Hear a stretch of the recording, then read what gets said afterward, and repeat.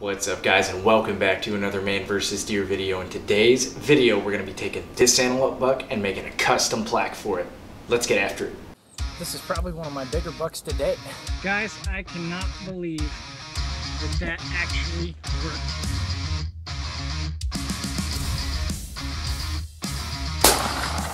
Looks like a double long shot.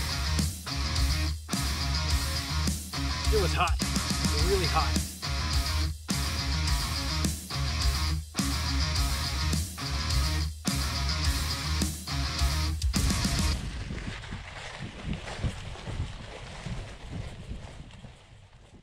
Welcome back to the channel guys. If you're new to the channel, make sure to smack that subscribe button. Definitely like the video and for sure to leave a comment. I love hearing from you guys.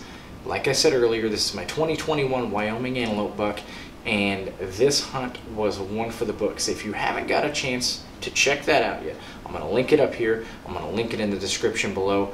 Crazy hunt, awesome story, good footage, definitely worth a watch. So with that being said, this antelope buck was actually my first out-of-state harvest. It was my first Western game animal harvest, so it was kind of a big deal. It was an awesome hunt, big deal to me, a lot of good memories made. I got to take my dad along, and for that reason, I think we got to make a special plaque for this guy. Now my idea for this plaque, since I killed this buck in Wyoming, is I want to make a plaque in the shape of Wyoming.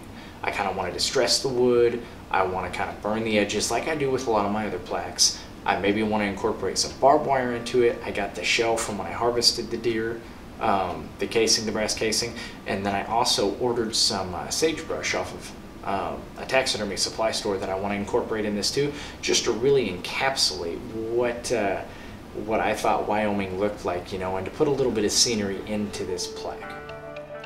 Alright guys, the first thing I gotta figure out how to do is to blow this image up and make a template. The easiest way to do that is going to be to utilize an old projector that my father-in-law gave to me. He actually found this thing in the trash, but it still works great. The next thing I do is I find a silhouette of the state of Wyoming, print it out, and cut it out. After that, I put the shape of that state on the projector, and I'm going to play with this a little bit. I'm going to set the skull up to it. If I need the plaque to be smaller, I'll kind of shove the projector forward. If I need it to be bigger, I'll shove it back, but I actually take the skull and I play around with it until I get the exact size I want. After getting the exact size I want, I'm going to take a piece of poster board and I'm going to tape it up over that silhouette on the wall, and I'm going to trace it out, and that's going to give me the template that I need to trace and cut out that shape of the state on the wood that I'm going to work with. The next thing that I'm going to do is cut my template out of the poster board, and I'm going to spend a decent amount of time now comparing it to the small shape, and if something doesn't look right or I need to make any adjustments, this is the time to make that thing look exactly how you want it to look. And I'm a bit of a perfectionist, so this took a little while for me, but I ultimately got something that was the exact shape I wanted it to. The only thing left to do after that is to trace that template on the wood that I'm going to use. Alright guys, well we're basically to stand still for tonight. I got everything traced out on this, it's called Project Board from Lowe's, and I really like this because the wood is very soft, it's white wood, it's malleable, very easy to distress, which makes it perfect for the project that we're working on now. I got my Wyoming cut out here, I got a Missouri here, and a couple of turkey plaque pieces here so I don't waste any of this wood, and we're ready to go on to the next step. Under normal circumstances, I would go cut this out right now and continue working on it, but it's kind of nasty outside, so I want to video this process. I want to put out the best video for you guys that I can, so I'm going to wait for a nice day. And when that happens, I'm basically going to cut this out. I will distress the wood. I will then stain it, let it dry overnight. I'll route it, I'll burn the edges, and then we'll be ready to put some of the other pieces of our plaque together, and it'll really start coming together at that point. So that's it for now. I'll catch you guys on the next nice day, and we'll start finishing this thing up. This is a quick look at some of the tools that I use to cut the shape out, distress it, sand it, and kind of hold it in place. All I'm going to do here guys is cut the shape of the state out of the plaque with a jigsaw. For some of the more intricate cuts, I'll use the scroll saw behind it, but for this plaque it was mostly square with only a few curves, so a jigsaw did the trick just about perfectly.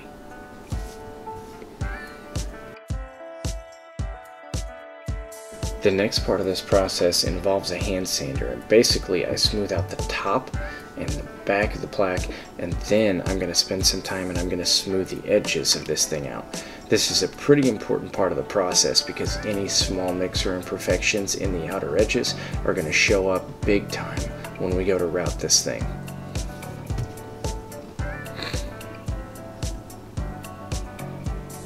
The next thing I do is I distress the plaque. I do this with a wire wheel attached to just a regular drill gun, and I'm just going to take and rough the edges of this thing up to give it the worn and weathered appearance of some barnwood.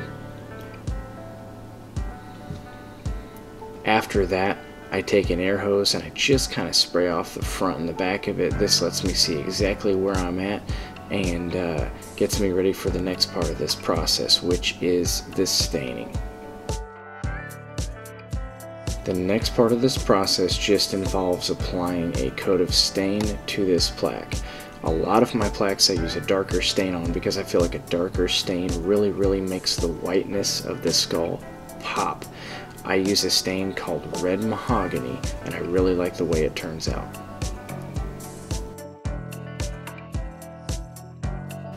Alright guys, here we are. So the last time I left off with this video we had just stained it. It's been a couple of days since then and the stain is dry. What I'm going to do now is take a router and I'm going to route the entire edge of this thing, and then I'm going to take a propane torch and I'm going to burn, kind of like singe the edges and the back of it to give it a pretty good look. And then after that we're ready to start adding the final touches to the plaque. We're going to add some barbed wire, a little bit of sagebrush, and the no-show Euro hanger that's going to hang our skull. I apologize in advance about the video quality for the footage you're about to see. I have a full-time job and I have 3 kids, so I kind of work on these projects when I can, and right now it's dark outside, but I'm going to go out, route the edges, and then we're going to come back in and singe the edges of this thing. So the next step in this process is to route the edge of the plaque. This is going to give it a nice, finished, and professional look. You can see the type of bit that I'm using. It's called a roundover bit, and it gives the plaque a nice rounded outward appearance instead of being like concave and inward, and I really like the way these things look. After the routing process, we're going to take a blowtorch and we're going to touch up the edges and the very back of the plaque. I do this for 2 reasons. 1, it gives it a really nice rustic look, and 2, it takes care of any of the rough edges or extra pieces of like flange wood that kind of stick up after the routing process.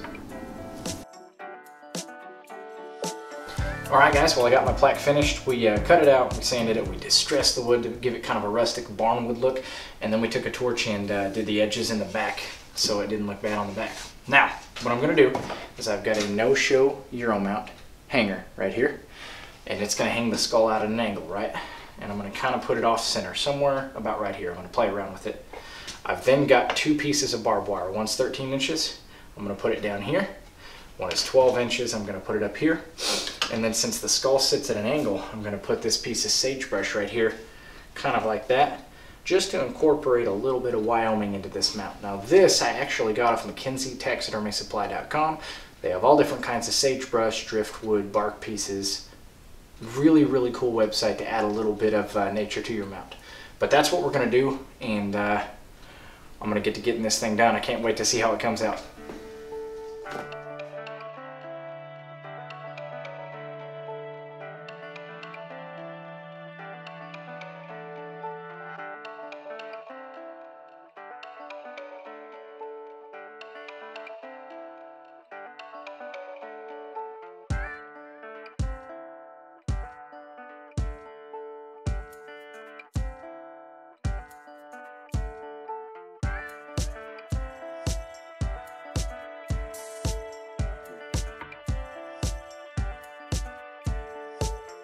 So something I forgot to mention at the beginning of this sequence is that I'm going to take the brass from the shot fired and I'm going to incorporate this into the mount as well. I'm just going to use a little bit of hot glue on the back of the casing and I'm going to put that on the mount. The last thing that I'm going to do is I'm going to install a D-loop style hanger on the back of this. I'm going to put it slightly above and to the right of where the plaque is going to hang to kind of offset the weight of this. I just kind of picked this up from doing it so much, and that's how we're going to hang this thing on the wall. Well guys, our mount is all finished up and I cannot tell you how excited and happy I am with the way that this thing turned out. My goal and my vision when I had this whole thing in my mind was to make something kind of unique, take a little piece of Wyoming and incorporate it into the mount and make it kind of personal since this was my first pronghorn, and I think I accomplished all of that. The barnwood, the charring on the edges, the shell, the barbed wire, the sagebrush, they all come together to make something really special, and I'm going to be able to hang this on the wall and think about my first ever pronghorn for years to come. So super happy with how it turned out, and hopefully you guys enjoyed the video. If you guys like the video, make sure you smack that subscribe button. Definitely like the video, and for sure leave me a comment. I love hearing from you guys, especially put in the comments if you want me to do a certain type of video next. But that's pretty much the end of the video, guys. I really appreciate you watching. I will catch you in the next one.